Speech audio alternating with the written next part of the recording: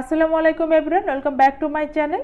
আবারও হাজির হয়ে গেলাম আপনাদের জন্য আরেকটি নতুন রেসিপি নিয়ে। Bamboo chicken. আমরা অনেকেই অনেক জায়গায় ব্যাম্বো চিকেন খেয়েছি, কিন্তু খুব সহজেই কিভাবে বাসায় তৈরি করতে পারবেন এই ব্যাম্বো চিকেনটি, সেই রেসিপিটি আজকে আপনাদের সাথে শেয়ার করব।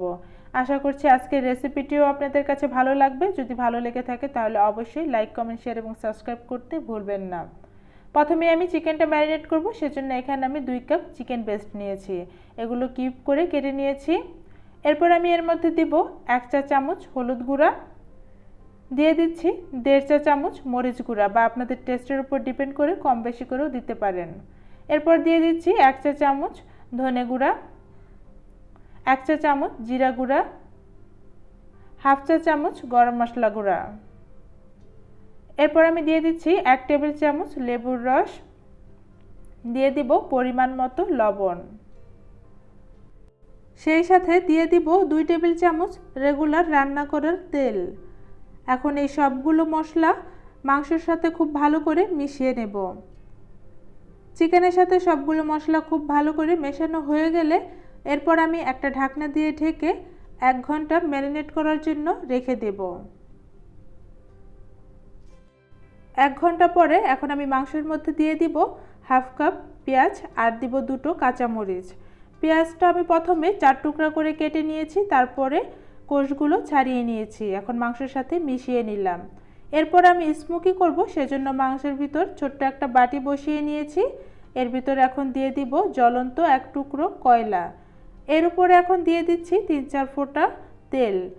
যখন ধোঁয়া ওঠা শুরু হবে তখন একটা ঢাকনা দিয়ে ঢেকে আমি 5 মিনিটের জন্য রেখে দেব। এতে মাংসের ভিতরে খুব সুন্দর একটা স্মোকি ফ্লেভার আসবে। স্মোকি করা হয়ে গেছে, এখন বাটিটা সরিয়ে নিচ্ছি।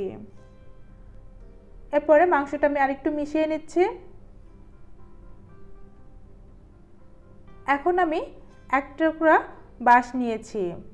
বাঁশের এক পাশটা আটকানো থাকবে এবং অপর পাশটা খোলা থাকবে। এটা আমি খুব ভালো করে আগে থেকে পরিষ্কার করে রেখেছিলাম। এখন আমি এই বাঁশের ভিতরে এই মাখানো মাংসগুলো দিয়ে দিচ্ছি।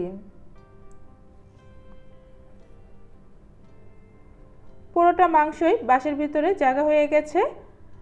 এরপর আমি এর মুখটা খুব ভালো করে আটকিয়ে দেব। যেহেতু আমরা স্টিম করব সেজন্য খুব কেয়ারফুলি মুখটা আটকাতে হবে। আমি ডাবল ফয়েল পেপার দিয়ে প্রথমে আটকিয়ে একটা সুতা দিয়ে খুব টাইট করে বেঁধে দিচ্ছি।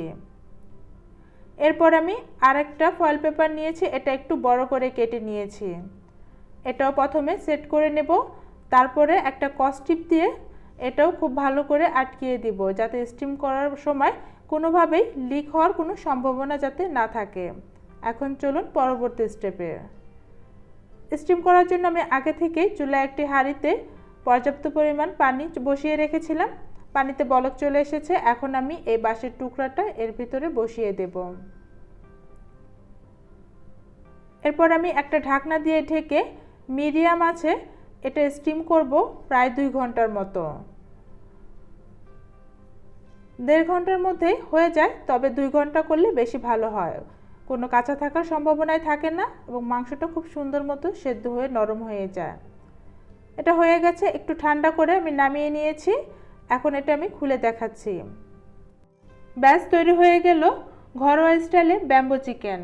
বাট এটার টেস্টটা কিন্তু অসাধারণ এবং ফ্লেভারটাও খুবই সুন্দর। আর এটা বোঝার জন্য আপনাদের অবশ্যই আমার রেসিপিটি ফলো করে বাসায় ট্রাই করতে হবে এবং সেই ছবি সহ আপনাদের কাছে কেমন লেগেছে আমার ফেসবুক গ্রুপে চাইলে আপনারা শেয়ার করতে পারেন। ফেসবুক গ্রুপ পেজের লিঙ্কটি ডেসক্রিপশন বক্সে দেওয়া আছে। সবাই অনেক বেশি ভালো থাকবেন। আজ এ পর্যন্তই ছিল আমার আয়োজন। আল্লাহ হাফেজ।